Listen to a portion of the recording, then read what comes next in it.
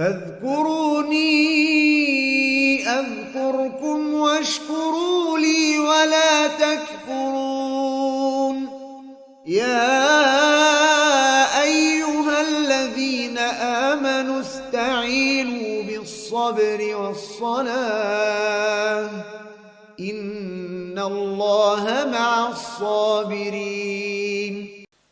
سمعت رسول الله صلى الله عليه وسلم يقول, aku mendengar Rasulullah sallallahu alaihi wasallam bersabda,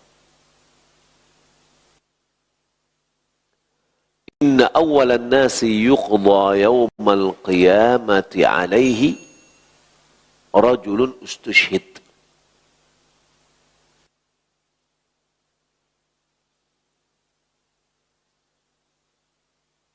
Sesungguhnya orang yang pertama yang akan diadili pada hari kiamat adalah orang yang mati di dalam medan perang atau mati syahid.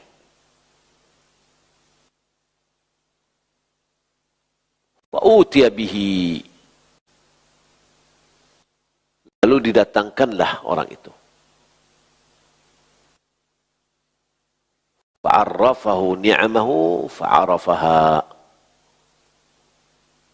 Allah mengingatkan kepadanya nikmat-nikmat yang telah Allah berikan kepadanya.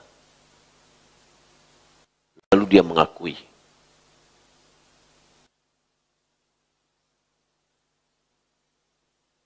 Ya, dia ketahui. Qala fama amilta fiha. Lalu Allah mengatakan kepadanya, apa yang kamu perbuat terhadap nikmat-nikmat itu? Qal qataltu fika hatta ustushhid. Aku berperang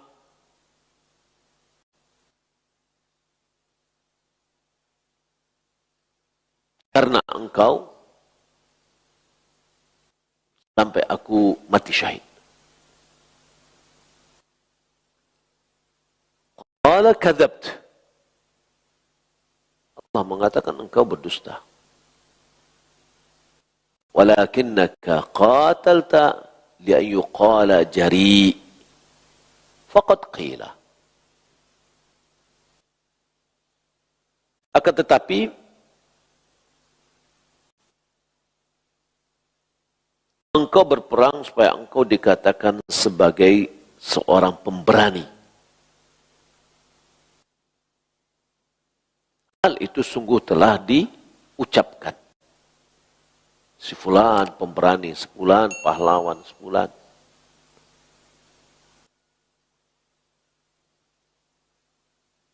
Thumma umira bihi fasuhiba ala wajhi hatta ulqiya finnar. Kemudian diperintahkan oleh Allah agar orang itu diseret di mukanya, ya, diseret dengan keadaan tersungkur, lalu diseret kepala, ke wajahnya menghadap ke tanah sampai dia dilemparkan di dalam api neraka. Yang kedua, warajulun ta'allama al-ilma wa 'allamahu wa qara'a al-Qur'an. Yang kedua adalah seseorang yang mempelajari ilmu dan mengajarkannya dan dia membaca Al-Qur'an. Wa utiya bihi, lalu dia didatangkan. Fa'arrafahu ni'amahu fa'arafaha. Allah mengingatkan, memberitahukan tentang nikmat-nikmat Allah yang telah diberikan kepadanya. Fa'arafaha, dia mengetahuinya. Qal fama 'amilta fiha.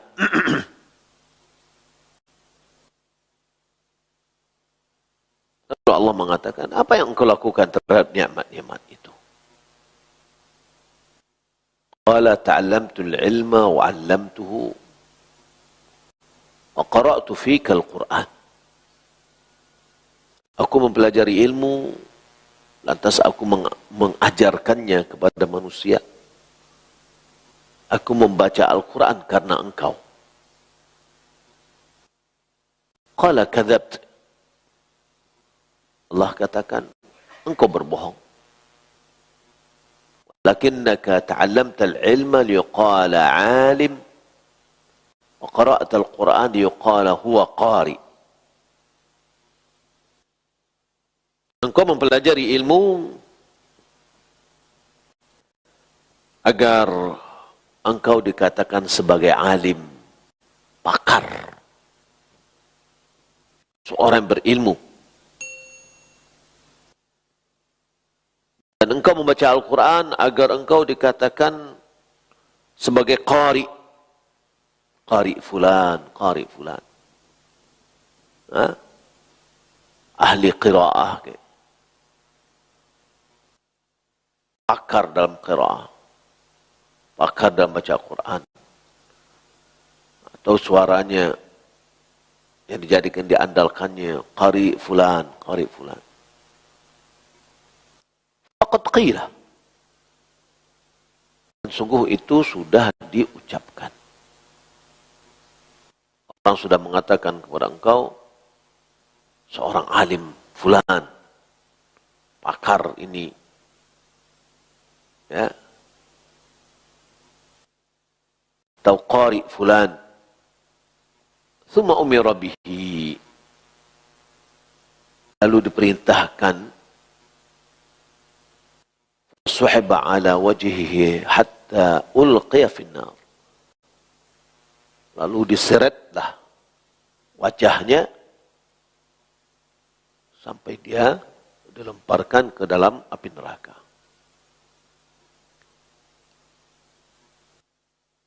Yang ketiga, warajulun wassa'allahu alaihi wa atahu min asnafil mali kullih.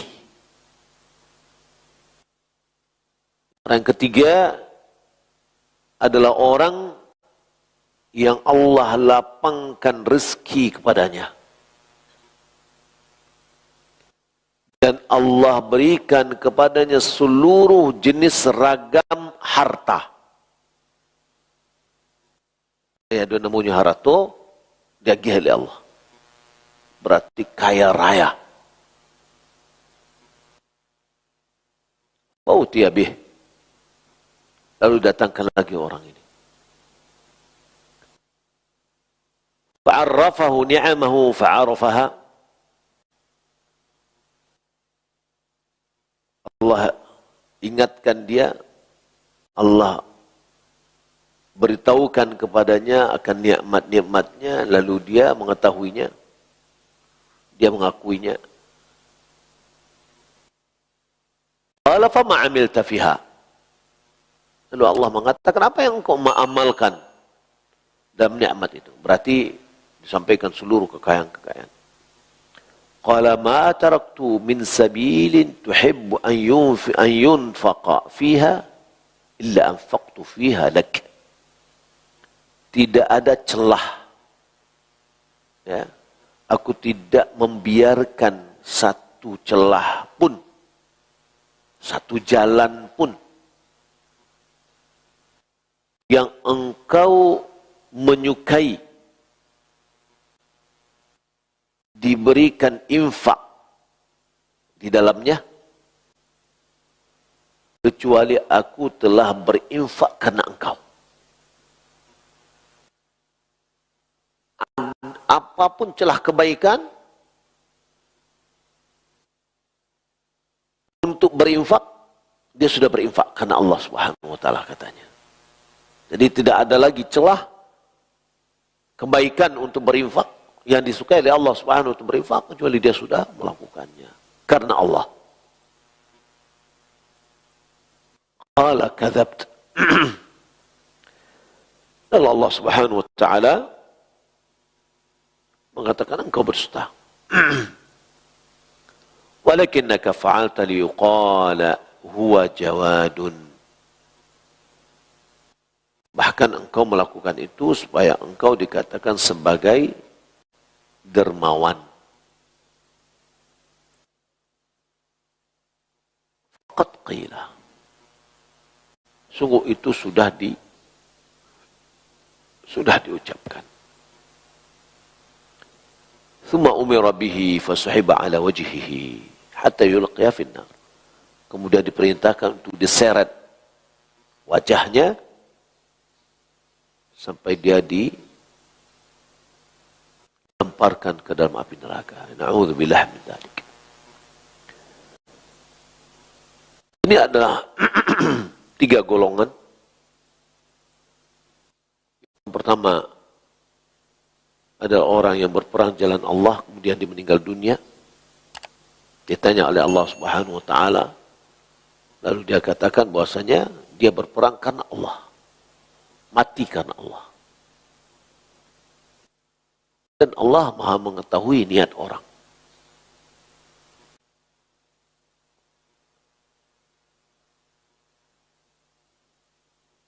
Lalu Allah mendustainya.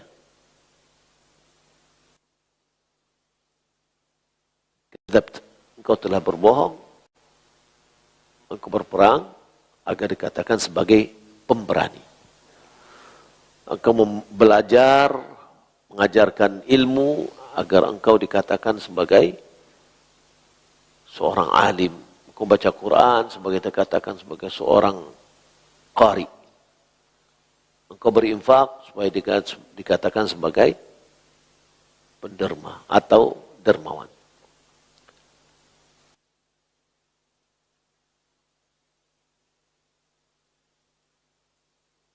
Kapan atau yang dijelaskan oleh Nabi SAW tentang orang berperang, orang alim, orang yang dermawan tadi, serta diberikan kepadanya sanksi terhadap perbuatannya, itu disebabkan dia beramal untuk selain Allah,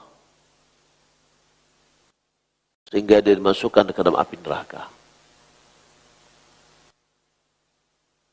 Dalilun ala taghlidhi tahrim ar-riya'i wa shiddati 'uqubatihi.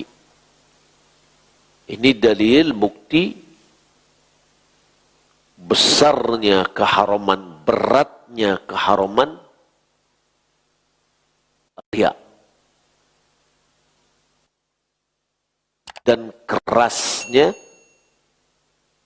sanksinya.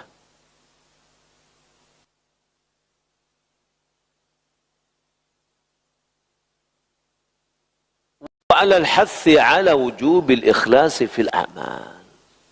Dan ini sekaligus menunjukkan kepada kita dorongan untuk wajibnya kita mengikhlaskan amalan karena Allah. Wajib kita ikhlas. Ikhlas itu apa? Ikhlas itu apa? Tulus. Ikhlas itu memurnikan. Ya, memurnikan. Tidak dicampur aduk. Maka ibadah kita itu hanya murni untuk Allah. Murni karena wajah Allah, tidak wajah manusia.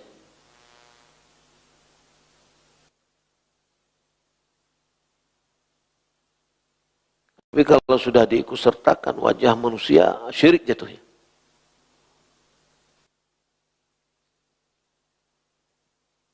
Sebagaimana firman Allah, kama qala Allah Ta'ala, wa ma umiru illa liya'budullaha mukhlishina lahuddin. Allah berfirman dalam surat Al-Bayyinah ayat 5, tidaklah mereka diperintahkan kecuali untuk mengibadati Allah dengan memurnikan agama untuknya. Memurnikan ibadah itu untuknya. Fihi, di dalam hadis di atas tadi, annal umumatil warida fi fadl jihad,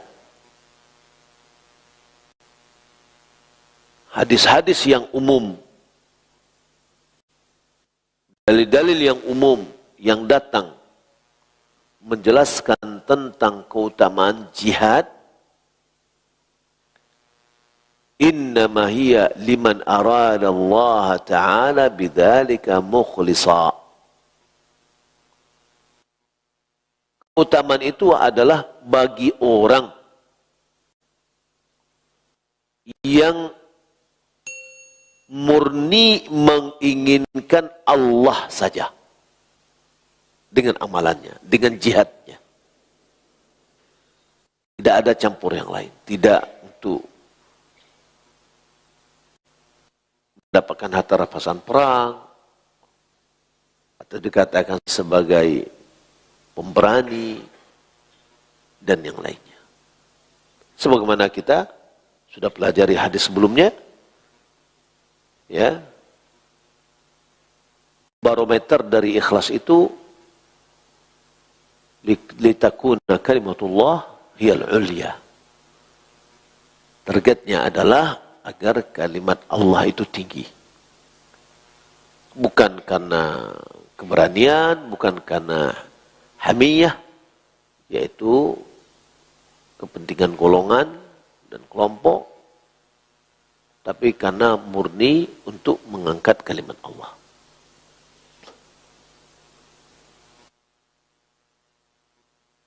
Nah, keutamaan-keutamaan berjihad dalam hadis-hadis adalah orang yang berjihad karena Allah.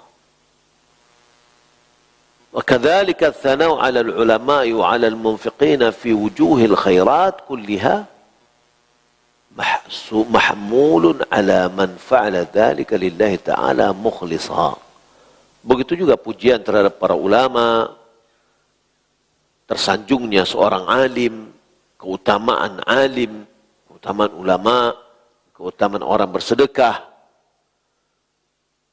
di dalam pintu-pintu kebaikan, semuanya itu adalah dipahamkan terhadap orang yang mengamalkannya ikhlas karena Allah. Keutamaan menuntut ilmu, keutamaan alim dijelaskan oleh Ibnu Qayyim, kurang lebih 125 keutamaan. Nah, itu adalah bagi orang yang menuntut ilmu, mengajarkannya karena Allah.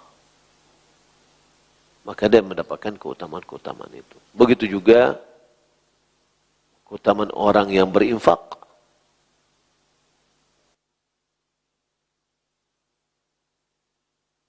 Adalah karena Allah Subhanahu wa taala. Apa maksud karena Allah? Ya, karena berharap apa yang telah Allah janjikan.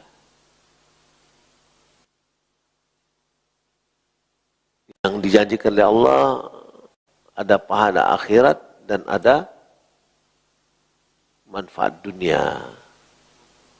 Selama itu disebutkan di dalam nas, baik itu manfaat atau ya yang akan didapatkan, itu adalah ikhlas. Tapi motivasi dan keinginan manusia itu bukanlah keikhlasan. Orang berperang ingin mendapatkan harta rampasan perang agar dikatakan sebagai pemberani dan pahlawan. Ada yang lain, ada karena pembelaannya karena atas unsur suku, unsur genetik, unsur yang lainnya, karena gennya sama, karena kampungnya, sukunya sama, dan yang lainnya. Maka itu hamiyah namanya. Itu bukanlah tujuan yang diinginkan oleh Allah Subhanahu wa taala. Jadi intinya kalau kita lihat bahwa apapun yang kita lakukan, maka dituntut yang pertama ikhlas.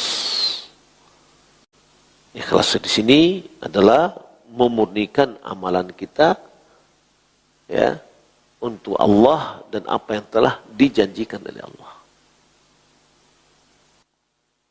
Yang kedua, amalan kita sesuai dengan ajaran Rasulullah SAW. Dalam hadis ini boleh jadi semua mereka sudah menjalankan sesuai dengan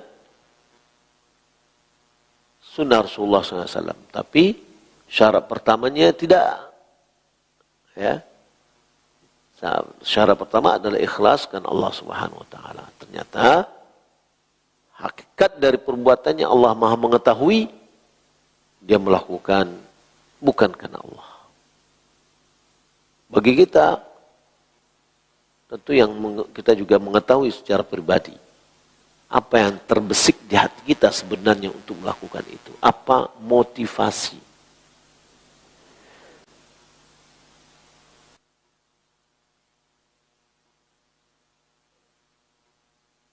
Allah Ta'ala alam, mudah-mudahan. Ya.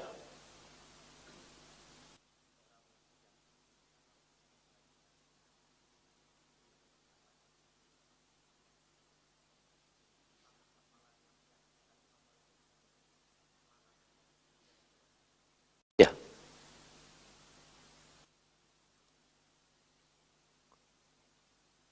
At-taibu min dzambi kama la dzamba lahu.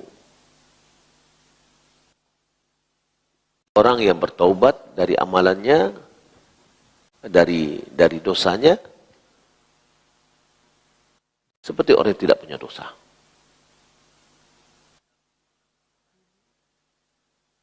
Kembali lagi. Ya, kembali. Yang karena yang menjadi barometer itu adalah saat kematian. Apakah dia bertobat dari riaknya atau tidak? Maka supaya kita bisa terhindar dari riak ini, yang mana dia adalah sangat-sangat dikhawatirkan oleh Nabi SAW. Akhwafu ma akhafu alaikum ar-riya. Paling aku takutkan itu adalah riya. Kenapa riya itu seperti semut hitam di atas batu hitam pada malam yang gelap gulita. Nampak tak tuh? Enggak nampak. Batunya pun tak nampak. Apalagi semut hitamnya.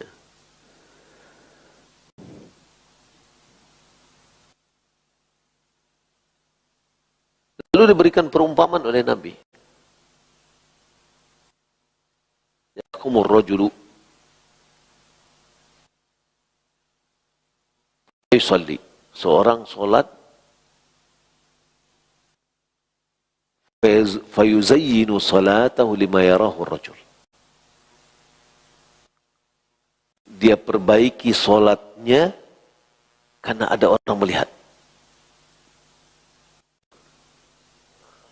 Mungkin dalam masjid itu ada 3. Kita, dia yang sholat, ada orang yang masuk. Kita tidak tahu. Dia memperbaiki posisinya karena dilihat oleh orang, atau karena dia sadar sendiri. Enggak tahu kita. Tapi Allah Maha mengetahui. Kenapa dia memperbaiki posisi dia? Begitu halus. Begitu halus. Sehingga itu sangat dikhawatirkan. Nah, diajarkan oleh Nabi SAW. Bagaimana caranya? Adalah doa dengan yang diajarkannya. Allahumma inni a'udzubika min an usyrika bika syai'an wa ana a'lam. Ya Allah, aku berlindung kepadamu dengan aku berlindung kepadamu dari aku berbuat syirik kepadamu. Astaghfiruka minadz-dzambi alladzi la a'lam.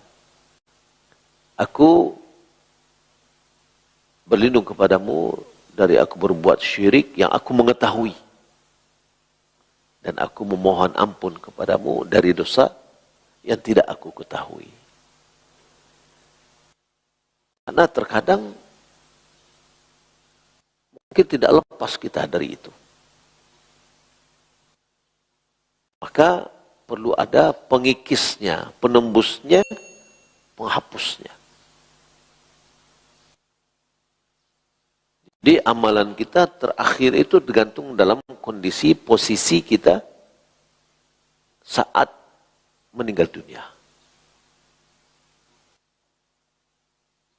Jika seandainya kita sudah bertaubat sebelum kita meninggal dunia, jangankan riya. Dari dosa besar pun, dari syirik besar pun, Allah Subhanahu wa Ta'ala akan mengampuninya. Maka seringlah kita bertobat,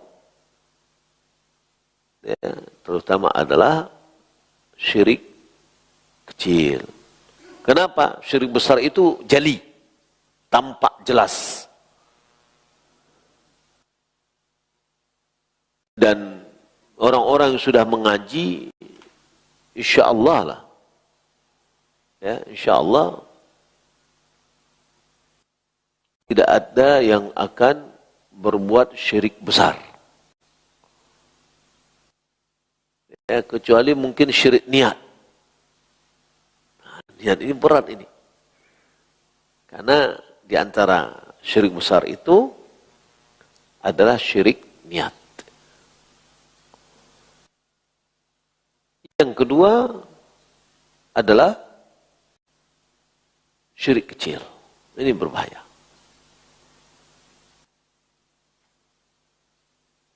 Kita menganggap bahwasanya kita sudah beramal ikhlas, ternyata memang ada ya kehendak hati itu yang menjadi barometernya.